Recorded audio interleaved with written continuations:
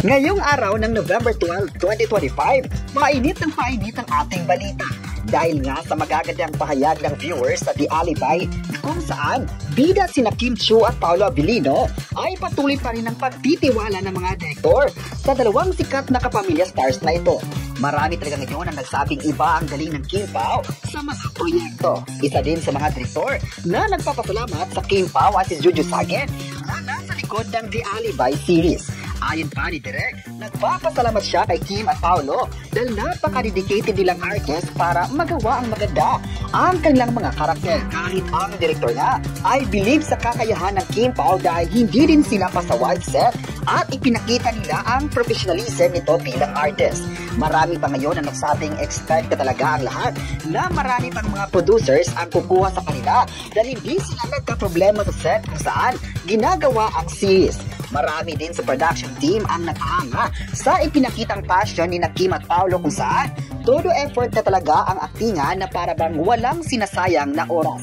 Kaya isa itong rason kung bakit ang trust ng mga producers at director ay mas lalong tumaas. Pinagkakatiwalaan ang kanilang talent at hanggang ngayon ay napapanatili pa nila ang love na gusto ng mga tao.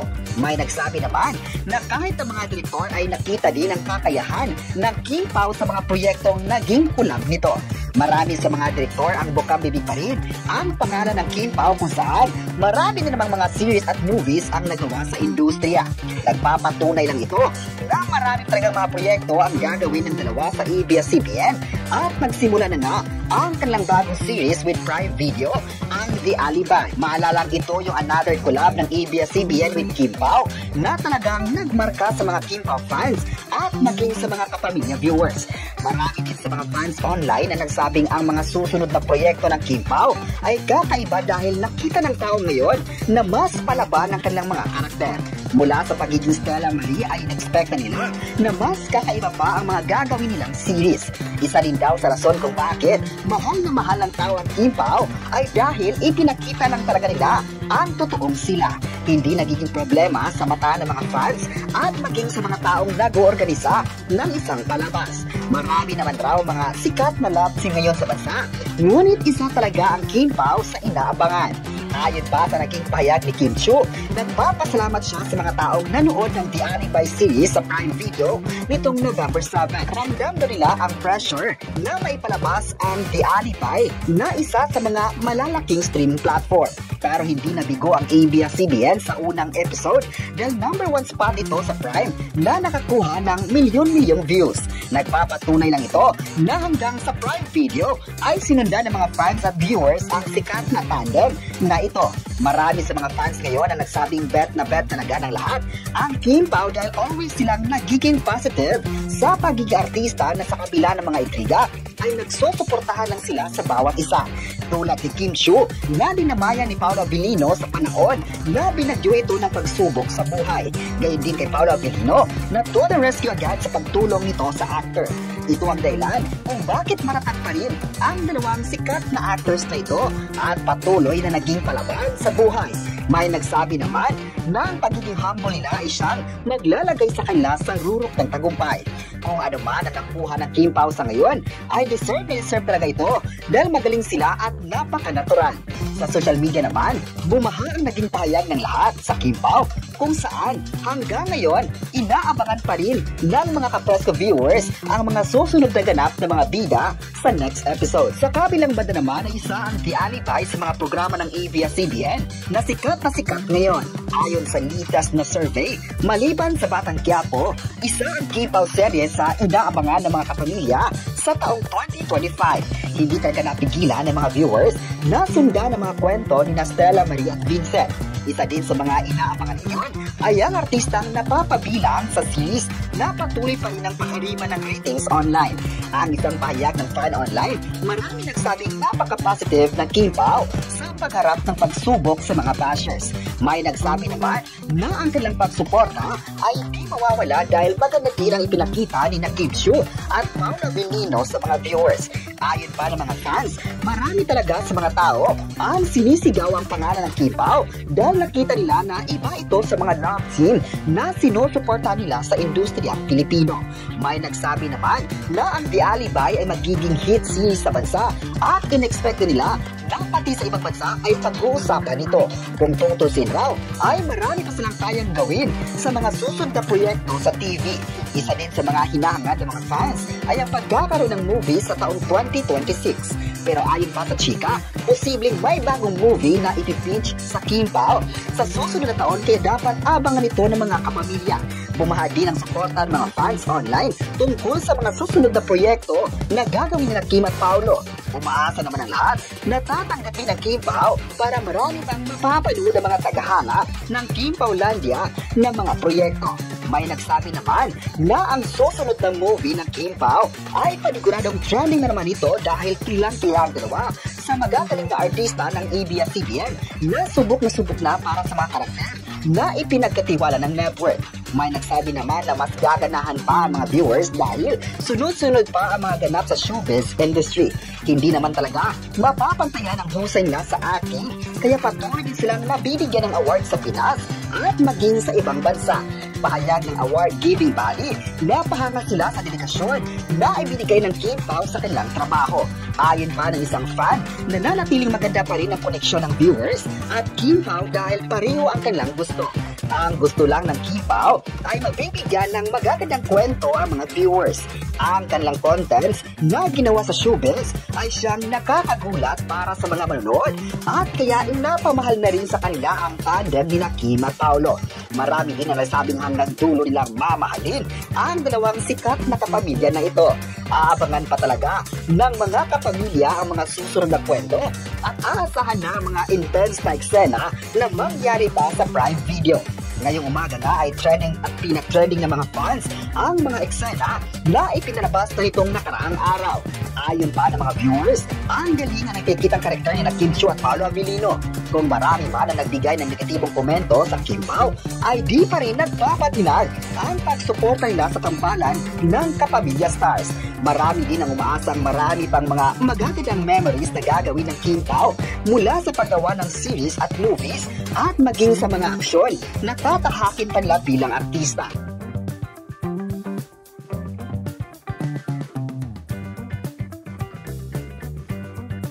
Ang balitang Jojo Sagwin nagsalita sa Kim Pao.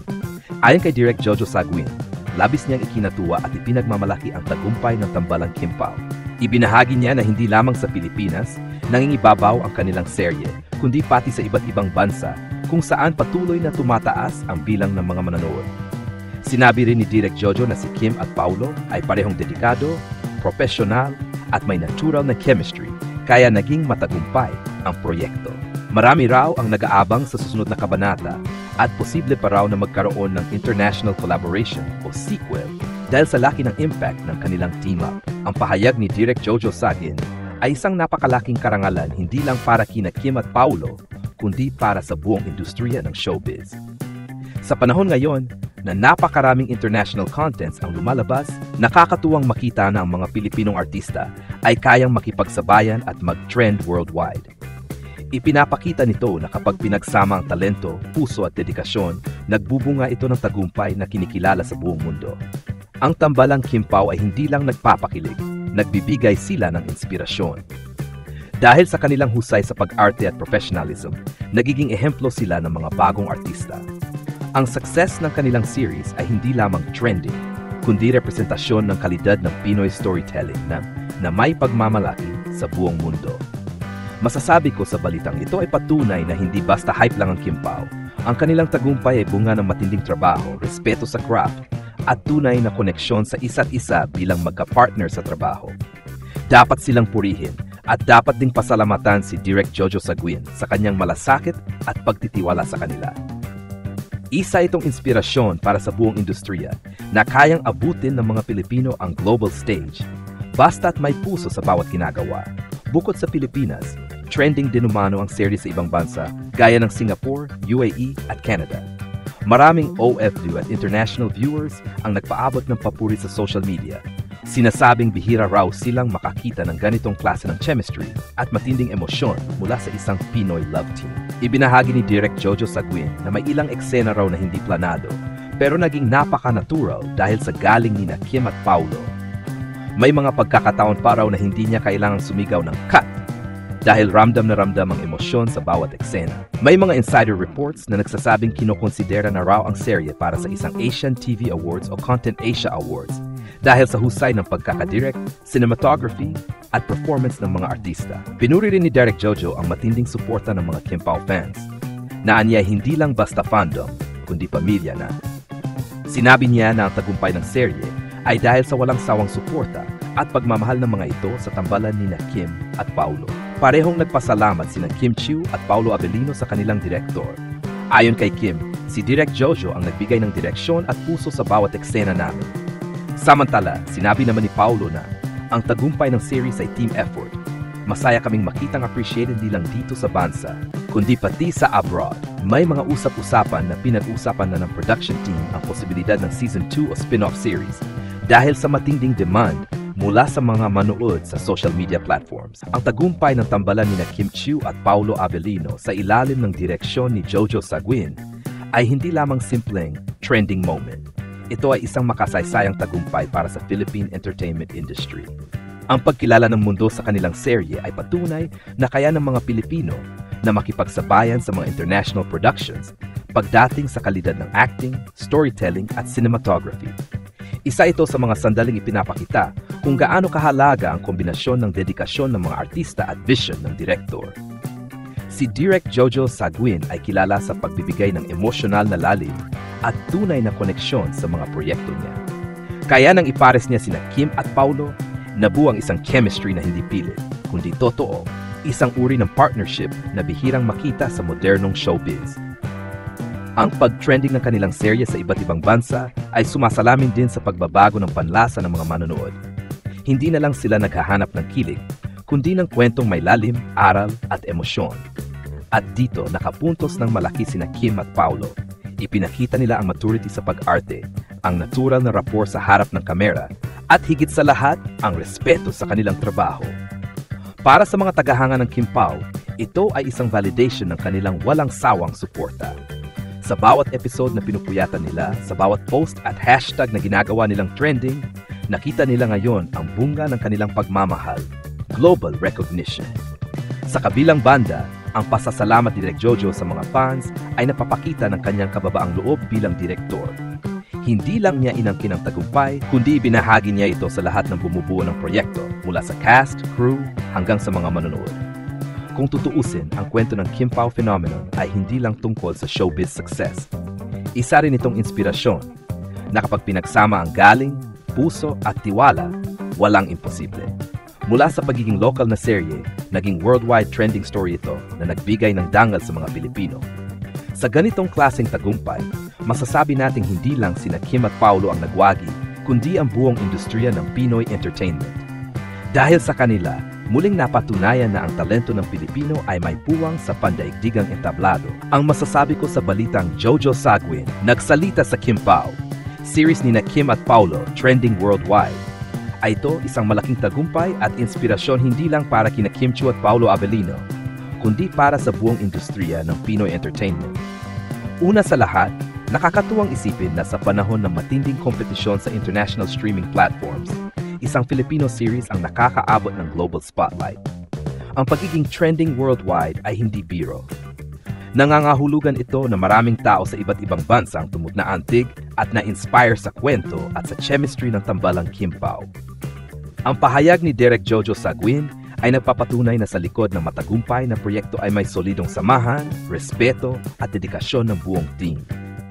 Hindi lang si Kim at Paulo ang dahilan ng tagumpay, kundi ang lahat ng bumubuo ng production, mula sa director, writer, hanggang sa mga crew. Ipinakita nila na kapag nagkaisa ang lahat sa isang layunin, ang resulta ay world-class. Bukod doon, ang tagumpay na ito ay isang pagpapakita ng maturity ni Kim at Paulo bilang mga artista. Hindi na lang sila basta love team. Sila ay tunay na mga aktor na kayang magdala ng lalim, emosyon, at realidad sa kanilang mga karakter. Ang kanilang performance ay nakakaantig sa puso at yon marahil ang dahilan kung bakit umabot sa global audience ang kanilang kwento. Sa kabuuan, masasabi kong ang balitang ito ay simbolo ng pag-angat ng Pinoy talent sa mundo. Isa itong paalala na kapag may puso sa ginagawa, Walang hangganan ang maabot ng isang proyekto.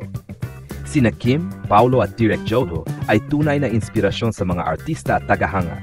Patunay na ang tagumpay ay bunga ng tiyaga, teamwork, at paniniwala sa sarili. Kung ganitong klase ng mga proyekto ang patuloy nating ipagmamalaki, walang duda, mas marami pang Pilipinong kwento ang magti-trend sa buong mundo.